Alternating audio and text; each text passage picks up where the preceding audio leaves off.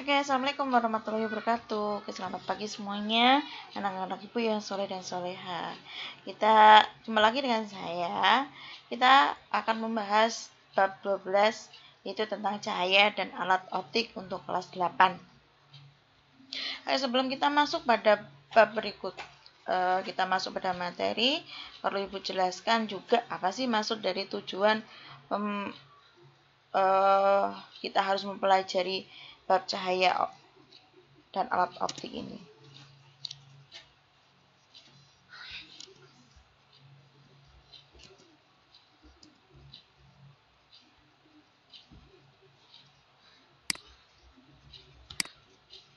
Tujuan dari pembelajaran ini yaitu yang pertama, diharapkan nanti kalian atau siswa dapat merancang percobaan untuk menunjukkan sifat-sifat cahaya. Siswa dapat menjelaskan hukum pemantulan cahaya berdasarkan hasil percobaan. Siswa dapat mendeskripsikan proses pembentukan dan sifat-sifat bayangan pada cermin datar, cermin cekung, dan cermin cembung. Siswa dapat menjelaskan hukum pembiasaan cahaya berdasarkan hasil percobaan. Siswa dapat mendeskripsikan proses pembentukan dan sifat-sifat bayangan pada lensa cekung dan lensa cembung. Siswa dapat menjelaskan peristiwa pembiasaan, pemantulan, dan dispersi yang terjadi pada prisma. Siswa dapat mendeskripsikan fungsi mata sebagai alat optik. Dan siswa dapat menjelaskan 3 macam cacat mata yang dialami oleh manusia. Dan yang terakhir yaitu siswa dapat menjelaskan cara kerja beberapa alat optik seperti mata, burung, kamera, dan mikroskop, teleskop, dan juga periskop. Itu tadi tujuan dari pembelajaran cahaya dan alat optik ini. Berharapkan nanti kan kalian setelah mempelajari bab ini kalian bisa dan memahaminya. Peta konsepnya itu cahaya. Cahaya itu dapat dipantulkan oleh cermin datar, cermin cekung, dan juga cermin cembung. Cahaya juga merambat dalam ruang hampa. Cahaya merambat lurus bisa dibiaskan dan cahaya memiliki energi. Cahaya yang dibiaskan itu bisa melalui kaca pelan paralel, prisma, lensa cembung, lensa cekung, melalui mata. Mata kita juga bisa normal, bisa juga cacat. Cacatnya itu ada miopi, hipermetropi, dan presbiopi. Lensa cembung yang biasa kita gunakan itu seperti kamera, kacamata, lup mikroskop, dan juga teleskop. Sedangkan lensa cekung yang biasa kita gunakan adalah kacamata dan juga teleskop. Oke, mari kita sama-sama perdalami materi ini. Yang pertama yaitu pemantulan cahaya refleksi. Benda-benda di sekitar kita dikelompokkan menjadi 2 golongan, yaitu sumber cahaya dan juga benda gelap. Sumber cahaya adalah semua benda yang dapat menghasilkan cahaya sendiri. Sedangkan benda gelap adalah benda yang tidak dapat menghasilkan cahaya sendiri. Benda gelap dikelompokkan menjadi 3, yaitu benda tembus cahaya, dan juga benda tidak tembus cahaya, dan juga benda bening. Benda tembus cahaya adalah benda yang dapat meneruskan sebagian cahaya. Benda tidak tembus cahaya adalah benda yang tidak dapat meneruskan cahaya. Benda bening adalah benda yang dapat meneruskan hampir seluruh cahaya yang mengenainya. Dalam kehidupan sehari-hari sering kita jumpai berbagai macam sumber cahaya, yaitu matahari, lampu senter, lampu mobil, lampu jalan, dan nyala bening.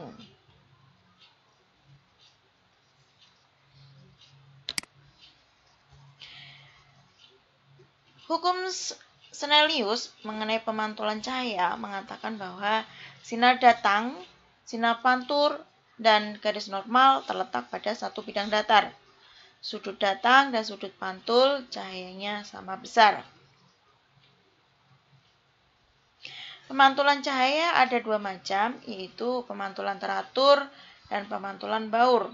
Pemantulan teratur terjadi pada permukaan rata, sedangkan pemantulan baur terjadi pada permukaan yang tidak rata. Dalam pemantulan cahaya ada juga cermin cekung. Cermin cekung itu sifatnya Bila berkas cahaya sejajar jatuh pada cermin, dipantulkan pada satu titik, yaitu titik fokus. Jarak fokus F dan jari-jari kelengkungan sama dengan 2F, cermin bernilai positif. Sifat pantulan, sinar datang sejajar dengan sumbu utama dipantulkan melalui titik fokus. Sinar datang melalui titik fokus dipantulkan sejajar dengan sumbu utama. Itu tadi sifat-sifat pantulannya. Cermin cekung, sinar-sinar istimewa pada cermin cekung, yaitu yang pertama, sinar datang sejajar sumbu utama dipantulkan melalui titik fokus F. Sinar datang melalui titik fokus F. Ini yang kedua, ya. Sinar datang yang melalui fokus F dipantulkan sejajar sumbu utama. Dipantulkan sejajar sumbu utama. Yang ketiga, sinar datang melalui titik pusat kelengkungan P. Ini P. Dipantulkan kembali ke titik pusat kelengkungan itu. Dipantulkan kembali ke titik pusat kelengkungan itu. Dipantulkan kembali. Efek posisi benda pada sifat bayangan yang dihasilkan cermin cekung. Yang pertama, benda berada di antara titik fokus dan pusat cermin, atau S lebih kecil dari V, atau di ruang L. Sifat-sifat bayangan yang terjadi, yang pertama yaitu bersifat maya, tidak dapat ditangkap oleh layar. Yang kedua, bayangannya tegak, diperbesar, dan berada di ruang yang keempat atau belakang cermin.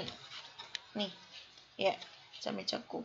Bendanya ada di belakang, bersifat maya, tidak dapat ditangkap layar, bayangannya tegak, diperbesar, dan berada di ruang keempat atau di belakang cermin. Itu efek posisi benda pada sifat bayangan yang dihasilkan oleh cermin cekung. Efek posisi benda pada sifat bayangan yang dihasilkan cermin cekung. Yang kedua, benda berada di antara titik fokus dan pusat kelengkungan cermin. Ya. Ini F lebih kecil dari S lebih kecil dari 2V atau di ruang yang kedua. Sifat bayangan yang terbentuk nyata dapat ditangkap oleh layar, terbalik. Ini terbalik. Diperbesar, besar dari nyatanya, ada di ruang ketiga. Yang ketiga, benda berada pada jarak lebih besar daripada jari-jari cermin. S lebih besar dari R, atau S lebih besar atau di ruang ketiga. Sifat bayangan benda nyata dapat ditangkap oleh layar, terbalik terhadap bendanya, ini bendanya terbalik, kemudian diperkecil, lebih kecil dari benda aslinya, dan berada di ruang kedua. Cermin cembung. Sifat-sifat dari cermin cembung, sinar-sinar sejajar yang jatuh pada sinar cembung dipantulkan seolah-olah berasal dari titik fokus. Ya, ini sumbu utama, ini titik pusat kelengkungan, ini titik fokus, ini titik pusat optik, ini jari-jari, dan F jarak fokus cermin. Jarak fokus F dan jari-jari, ya, F dan R, ini ya, fokus dan jari-jari kelengkungan, itu sama dengan 2F. Cermin bernilai negatif, jadi cerminnya negatif. Sifat pemantulan. Sinar datang sejajar sumbu utama dipantulkan seolah-olah berasal dari titik fokus. Sinar datang menuju titik fokus dipantulkan sejajar sumbu utama. Sinar-sinar istimewa pada cermin cembung. Yang pertama, sinar datang yang sejajar sumbu utama dipantulkan seolah dari titik fokus. Sinar datang yang menuju titik fokus dipantulkan sejajar sumbu utama. Sinar datang yang menuju pusat kelengkungan dipantulkan seolah dari titik pusat ke lengkungan itu. Efek posisi benda pada sifat bayangan yang dihasilkan cermin cembung. Benda berada di depan cermin, ya, ini bendanya berada di depan cermin atau di ruang 4. Sifat bayangan yang dibentuk maya tidak dapat ditangkap oleh layar, tegak terhadap bendanya, diperkecil, jadi lebih kecil dari benda aslinya, ada di ruang pertama.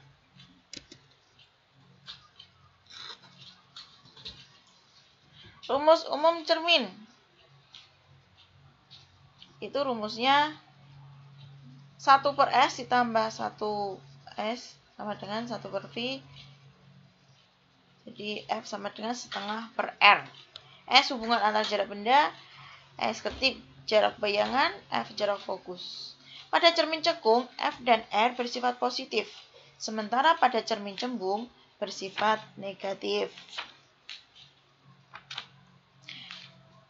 Rumus perbesaran bayangan yaitu M sama dengan H ketip per H sama dengan S ketip dibagi per S. Perbesar bayangan adalah perbandingan antara tinggi bayangan dan tinggi bendanya.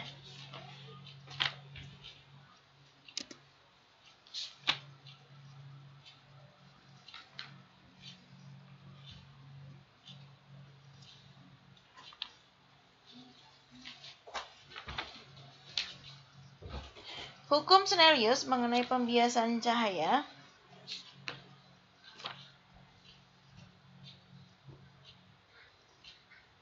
Sinar datang, sinar bias, dan garis normal terletak pada satu bidang datar. Sinar datang dari medium kurang rapat ke medium lebih rapat dibiaskan mendekati garis normal. Begitu sebaliknya, sinar yang datang tegak lurus, bidang batas akan diteruskan tanpa dibelokkan.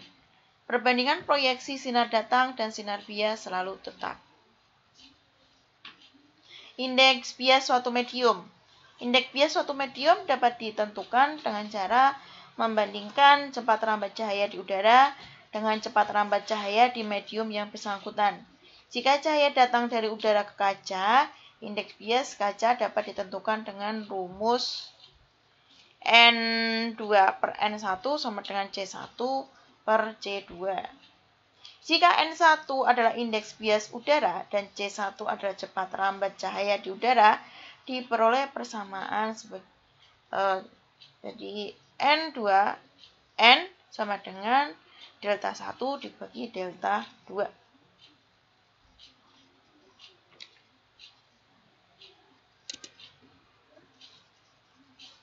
Pembiasan cahaya pada prisma. Prisma itu adalah benda bening yang dibatasi oleh 2 segitiga dan 3 segi 4 yang sebangun. Prisma terbuat dari bahan kaca. Ada 2 jenis prisma, yaitu prisma sama sisi dan prisma siku-siku.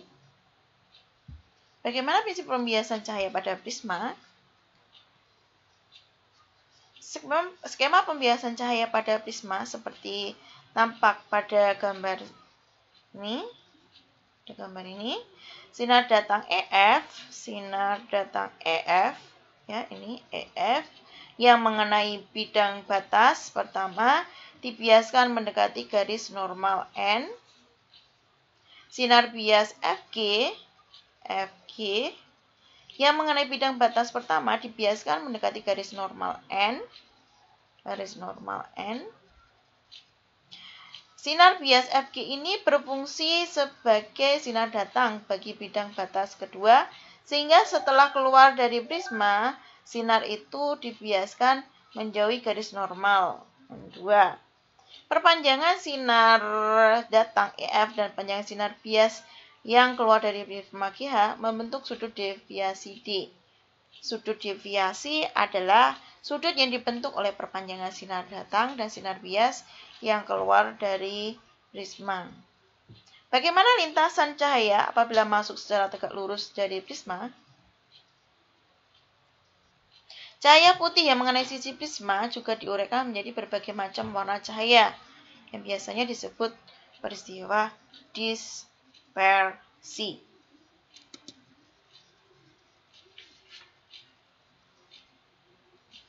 Pembiasan cahaya pada lensa cembung. Bentuk lensa cembung ada 3 macam, yaitu cembung-cembung, ya, nih, cembung-cembung,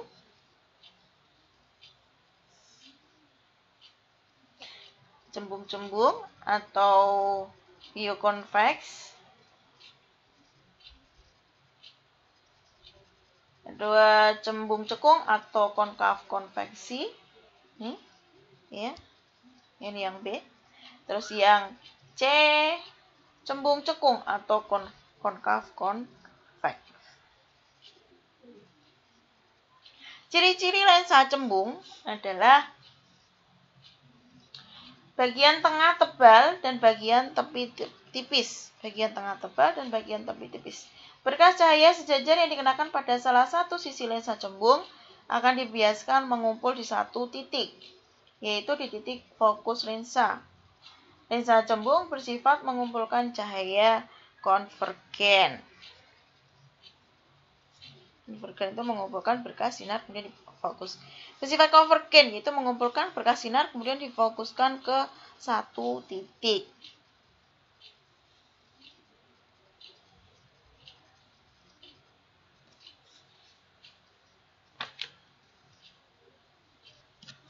Arah pembiasan sinar-sinar utama, sinar datang sejajar sumbu utama.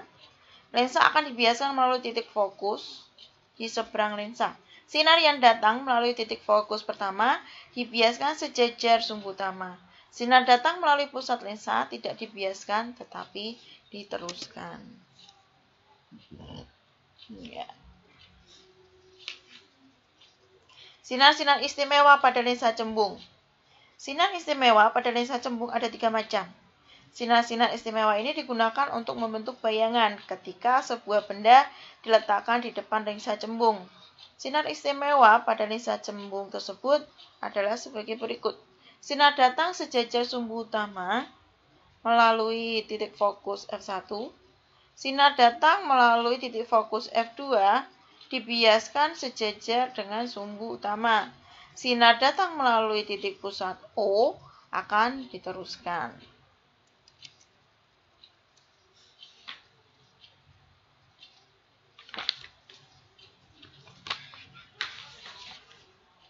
Daya lensa. Semakin besar daya lensa, maka makin dekat juga posisi bayangan ke lensa yang berasal dari benda yang sangat jauh. Besar daya lensa berbanding terbalik dengan panjang fokusnya. Secara sistematis, rumusnya bisa dituliskan itu P sama dengan 1/F, dengan F sama dengan panjang fokus lensa, M dan P sama dengan daya lensa dioptri atau disingkat dengan D.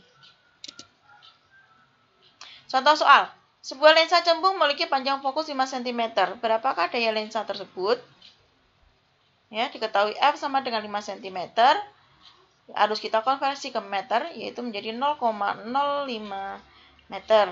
Daya lensa P sama dengan 1/F. 1, F-nya 0,05, jadi sama dengan 20 D. Ya. Atau 20 dioptri.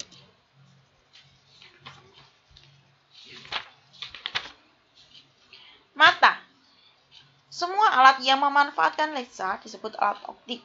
Mata merupakan alat optik yang paling utama, sedangkan alat-alat optik yang lain merupakan alat bantu penglihatan kita. Bagian mata yang berfungsi sebagai alat optik adalah lensa mata. Perhatikan gambar penampang mata dan bagian-bagiannya berikut. Ya, di satu kornea mata, ya di sini ini kornea mata. 2 otot bersilia berfungsi untuk menggerakkan lensa mata. 3 iris atau selaput pelangi di sini, ya, iris selaput pelangi berfungsi mengatur lebar pupil. Yang keempat ini pupil di sini berfungsi untuk mengatur jumlah cahaya yang masuk ke mata. Ketika gelap, pupil melebar agar cahaya masuk ke mata lebih banyak sehingga benda-benda di sekitar kita dapat terlihat. Saat terang benderang, pupil menyempit agar cahaya yang masuk sedikit sehingga mata kita tidak silau. Silau, men. Yang kelima yaitu lensa mata, berfungsi mengatur pembiasan cahaya yang terjadi di mata.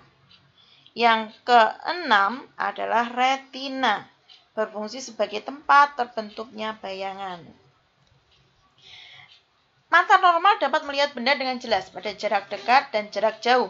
Hal ini terjadi karena lensa mata dapat melakukan akomodasi. Daya akomodasi adalah kemampuan mata untuk menyambung atau memipihkan lensanya, sehingga sesuai dengan jarak benda, pada saat melihat benda paling dekat, mata berakomodasi maksimum, sedangkan pada saat melihat benda yang paling jauh, mata tidak berakomodasi. Akibatnya, saat melihat benda-benda yang terletak jauh, mata tidak cepat lelah. Sebagai wujud syukur kita kepada Allah atas yang sudah diberikan kepada kita, ya, dengan mata yang sempurna, kita wajib untuk menjaganya. Saat ini banyak sekali anak-anak muda yang matanya sudah minus. Itu disebabkan karena apa? Itu salah satunya karena HP atau gadget. Ya, hampir setiap saat anak-anak muda sekarang tidak pernah lepas dari HP. Dan melihatnya pun dalam jarak dekat. Malah kadang ada yang melihatnya sambil tidur. Nah, itulah yang membuat mata kita menjadi rusak, ya. Ada yang minus, ada yang plus, ya. Makanya kalau yang sudah minus, maka harus diwajibkan menggunakan kacamata minus. Maka dari itu kalian silakan jaga mata kalian, karena kalau sudah minus, sudah plus, untuk kembali lagi normal seperti biasanya sudah susah. Jadi mata normal, daya akomodasi kemampuan mata untuk menyambung atau memikirkan lensa sesuai jarak benda. Mampu memandang atau melihat benda dengan jelas mulai jarak 25 cm sampai tak terhingga. Kalau 25 cm sudah tidak bisa melihat, maka tidak menutup kemungkinan kalian mungkin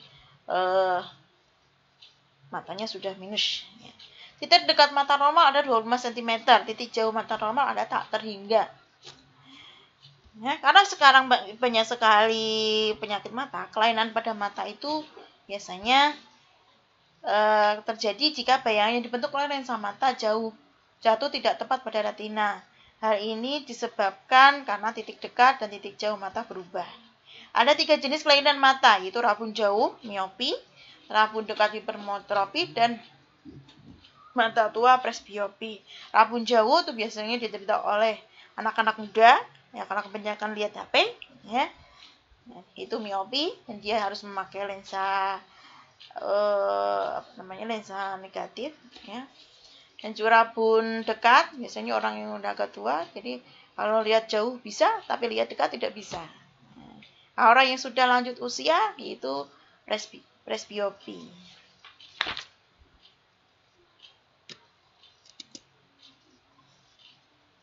Hipermetropi, rabun dekat. Penderita tidak bisa melihat benda dekat dengan jelas.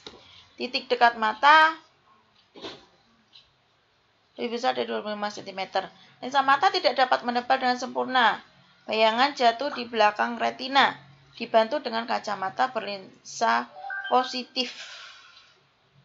Ya, ini diagram pembentukan bayangan penderita hipermetrofi.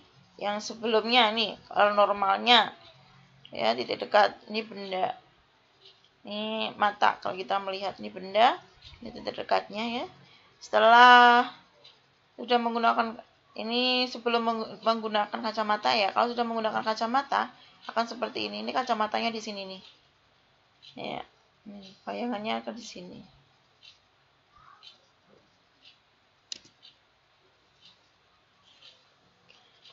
Miopi, rabun jauh, adalah cacat mata yang disebabkan lenta mata cenderung mencembung, sehingga titik jauh mata semakin dekat. Akibatnya bayangan terbentuk di depan retina.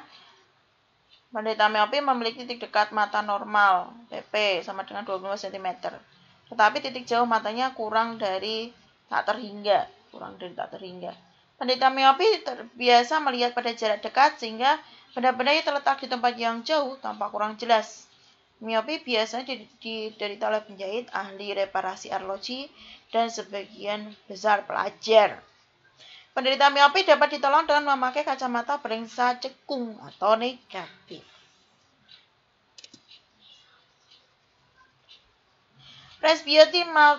Presbiopi atau mata tua. Presbiopi mata tua adalah cacat mata yang disebabkan menurunnya daya akomodasi mata akibat melemahnya kerja otot mata saat memasuki usia lanjut. Titik dekat penderita presbiopi lebih dari 25 cm, PP lebih besar dari 5 cm, sedangkan titik jauhnya kurang dari tak terhingga. Dengan demikian, penderita presbiopi tidak dapat membaca dengan jelas pada jarak 25 cm, sekaligus tidak dapat melihat dengan jelas benda-benda pada jarak jauh. Penderita presbiopi dapat ditolong dengan memakai kacamata berlensa rangkap atau bifokal. Kacamata ini terbuat dari lensa cekung dan lensa cembung. Lensa cekung digunakan untuk melihat benda-benda yang berjarak jauh, sedangkan lensa cembung digunakan untuk melihat benda-benda yang berjarak dekat.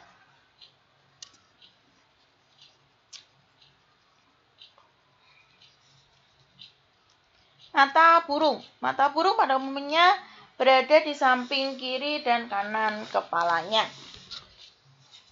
Ya, mata manusia di sini. Kalau mata burung biasanya di samping banget, di samping-sampingnya.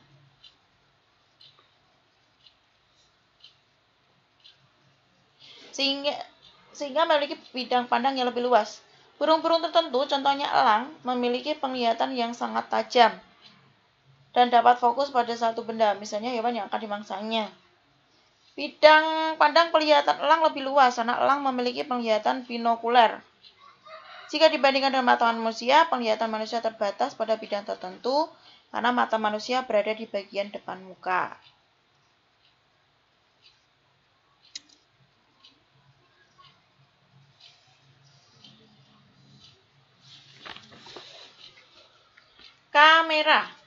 Kamera merupakan salah satu alat optik karena kamera memanfaatkan lensa untuk membantu proses bentukan bayangan pada kamera. Komponen utama kamera adalah lensa, apertur, ya, ini apertur, plat film, lensa pada kamera berfungsi untuk membiaskan cahaya masuk kamera. Apertur berfungsi untuk mengatur jumlah cahaya masuk ke kamera, dan plat film berfungsi sebagai tempat terbentuknya bayangan. Lensa mata, ya, perbandingannya kalau mata ada lensa mata, kamera lensa kamera. Kalau mata ada pupil, di kamera ada apertur atau diafragma. Di mata ada retina, di kamera ada film. Fungsinya lensa mata atau lensa kamera mengatur pembiasan cahaya, pupil, apertur, diafragma mengatur intensitas cahaya masuk, retina, film, tempat terbentuknya bayangan. Ini kamera bagian-bagiannya ada lensa dekat mata, tombol, lensa, tombol, ini dekat mata, ini filmnya, ini pembidiknya, ini apertur, diafragmanya, ini lensanya, ini kaca prismanya. Alat optik selanjutnya yaitu lup. Lup digunakan untuk mengamati benda-benda yang berukuran kecil sehingga tampak lebih besar. Nih seperti ini ya. Lup biasa digunakan oleh ahli reparasi arkeologi dan arkeolog ketika mereka bekerja. Lup terbuat dari sebuah lensa cembung yang memiliki jarak fokus tertentu. Seperti ini. Alat optik selanjutnya yaitu mikroskop.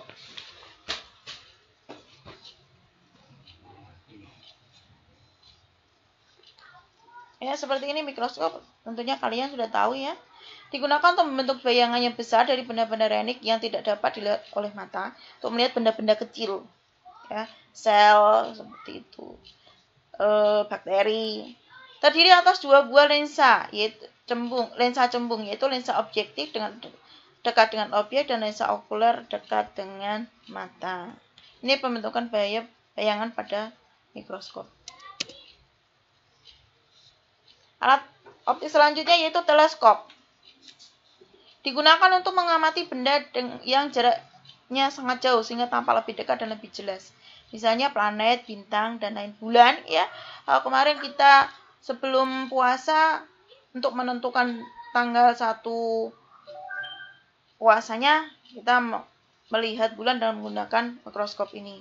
Begitu juga saat lebaran, untuk menentukan tanggal 1 Syawal, kita juga bisa melihat bulan dengan menggunakan mikroskop ini.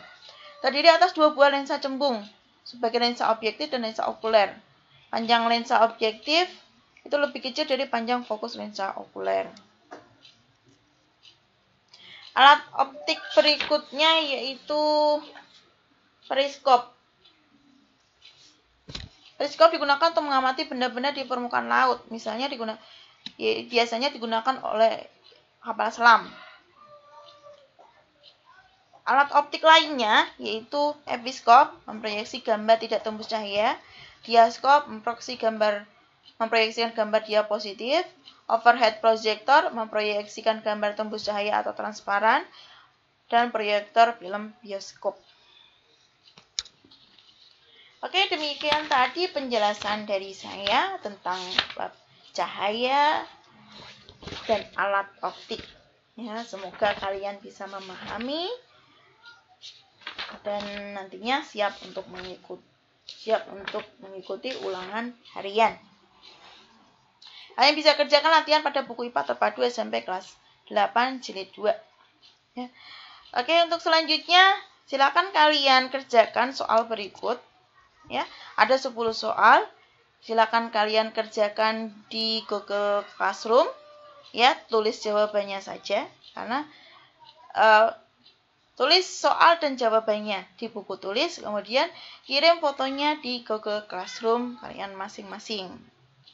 Oke, demikian tadi penjelasan dari saya. Semoga bermanfaat buat kalian semua.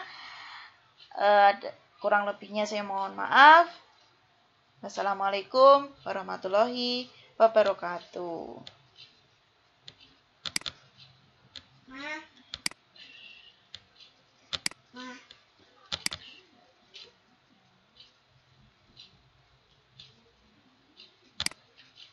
Oke, jangan lupa subscribe ya. Dan jangan lupa like dan share. Karena subscribe itu gratis loh, tidak bayar.